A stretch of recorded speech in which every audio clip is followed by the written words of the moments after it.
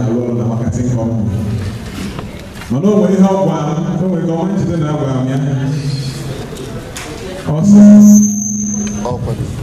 ụgbọ ọgaghị ya ji nwayọ maka na eji nwayọ na-achọ ofe dị ọrụ. M na-akpọ His Excellency, the former governor of Anambra State, Mr. Peter Obi, ka ọ bịa maka ọgwa. Good day. No.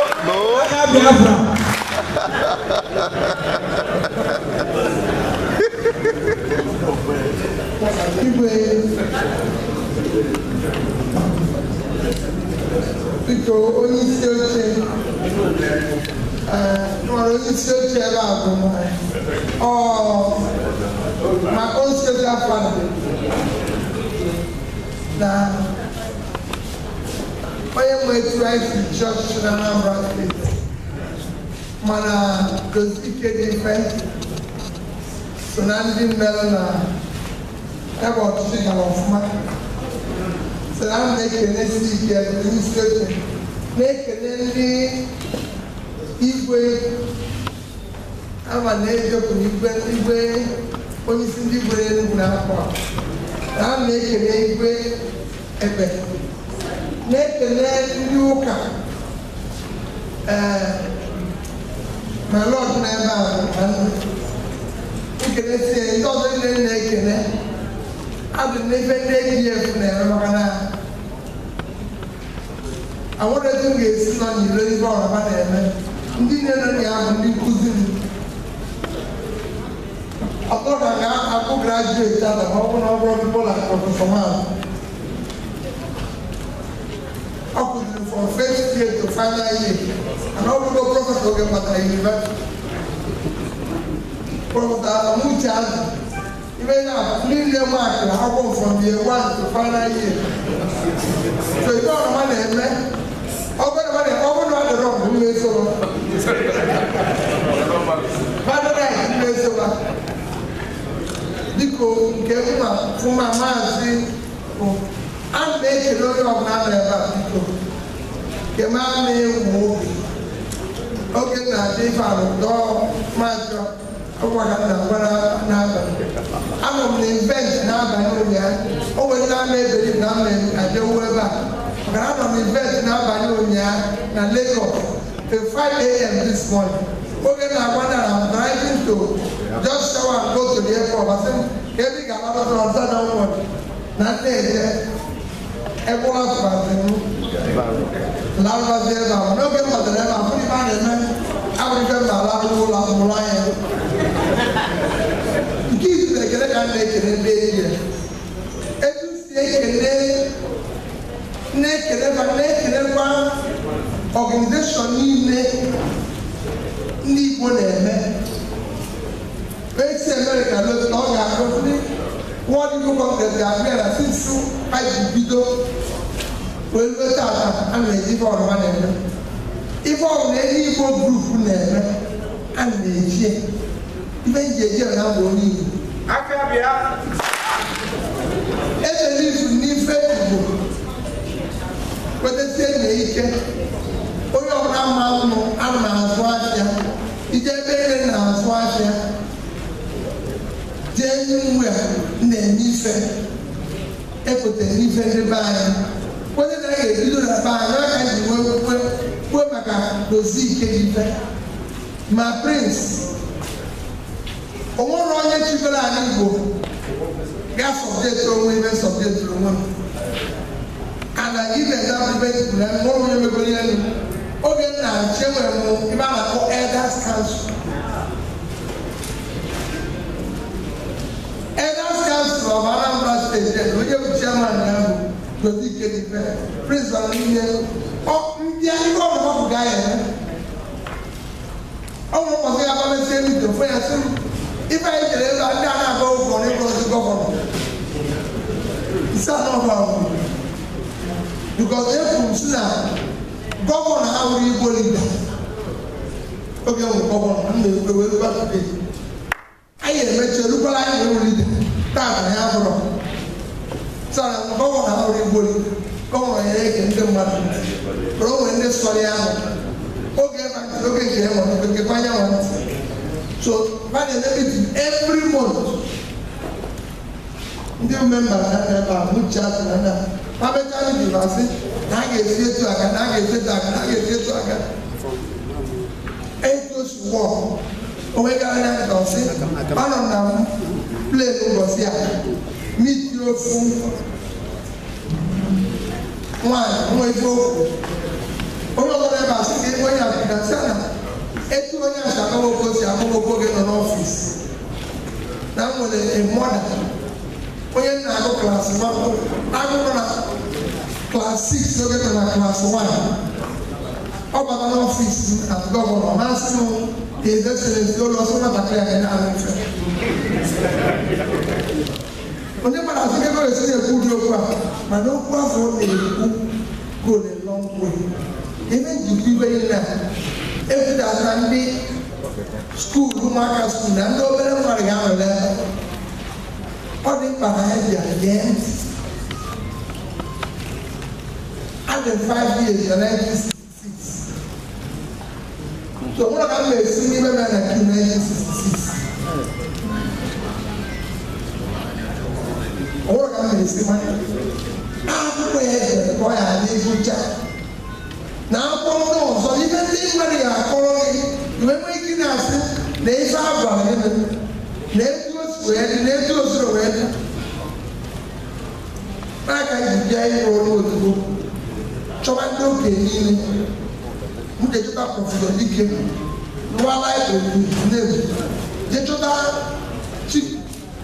Chikobi m jiri ya mma moto ruo ebie ọ na-arụ adịrị ya buli ebutu ụlọ mụ na ya dịra mma ọnwụnwa chọje chinu ajele ije na-ebie na-emere mụ ya bụrụ ọnwụnwa nwunye ebe ọgwụchọ ịta ka si chọrọ nje ibe ji ọkọnwe ndị na-agwa m okwu so bịasị ike na ife a kedu ka esi eme obi fọsị mba na-eke ife asị dị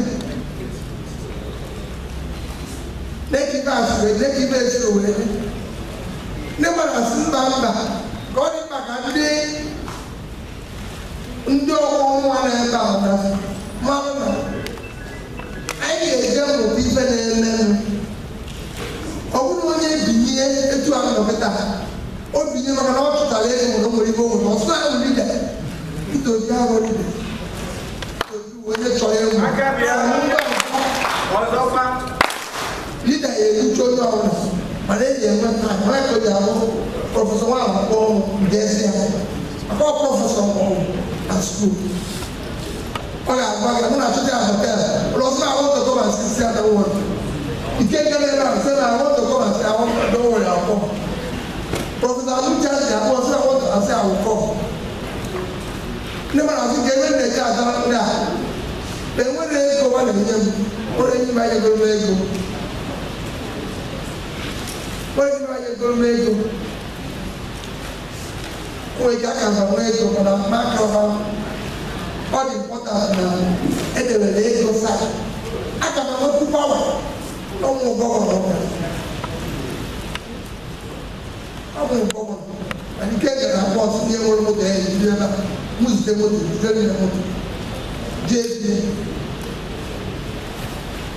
ibe ndị eji na anyị nwee usoro na-agụ akwụkwọ na-ege ntị enwe ike anyị jikọ ọnụ asị ndị Igbo onwere ihe anyị na-enweta onwere na-eje ebe a na-eme kọmpetishọn na spectator a na-enye meda ndị ekwubibe na ndị dị n'ebe ọma ndị agha pụtara ebe a na-emeta ferefiti maka na spectator ndị ji ebe ọbụla ebe ọdịm ekwu n'ebe ọ you must go as a competitor.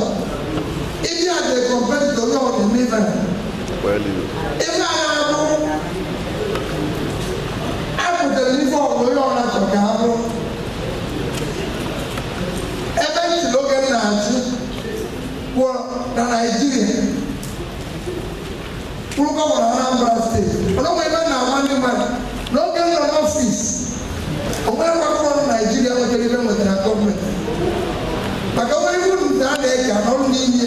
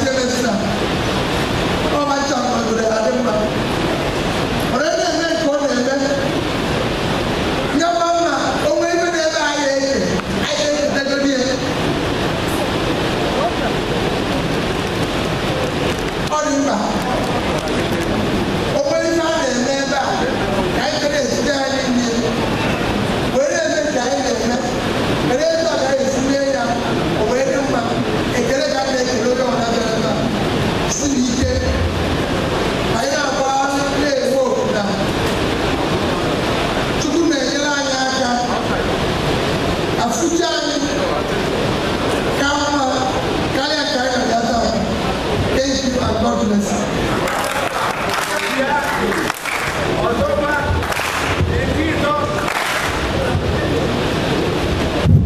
Nico, all the very unusual need for 8 years. The guest of us, the acquisition, see, I just only have a IBA is not shy. God is faith. And to give testimony where it is worthy. And you can be sure that testimony is one giving in interest of advancing the cause of Igboland. The gentleman member, I am the daughter top of Anambra State, India. In keeping with our program of Akuruno, I am Gerardinos, General Creative Innocent Asiani, Iani Neba, Agare Nishi, Amino, Obuya, Wokoro, the other copy to read Wokoro. What am I here today? No, the capital of the Bido, no year order of about 500 billion. Then in advance, 5 billion, in advance, you have a child delivered. But then cause us no road, Jonathan the Sheba or Hanya order and release the goods. I ain't in Blossom area. I didn't know there was such a problem. It is better seen than mistake. How many people they produce? I think we started to do it. Mine overseas, God. Nine will tell you they will be able to be, some will be able to go 90 or 100. That's it. They will never have one here. And people go home and stay. Say this because after this period, I represent the activity to not wait for me. I get a banner than the national, the graduate. Tomorrow, 2019, we whatever want to happen in November. I had this my students. Governor, tell us, everybody. Because never we said good name, the woman nation, I want the governor, we are leaders. We are not your leaders. We are the father, I just said that we are calling. What talking about is there? One person, everyone gets here, they go to the ML, the leaders, and take contact from them. He told the village. Thank you very much.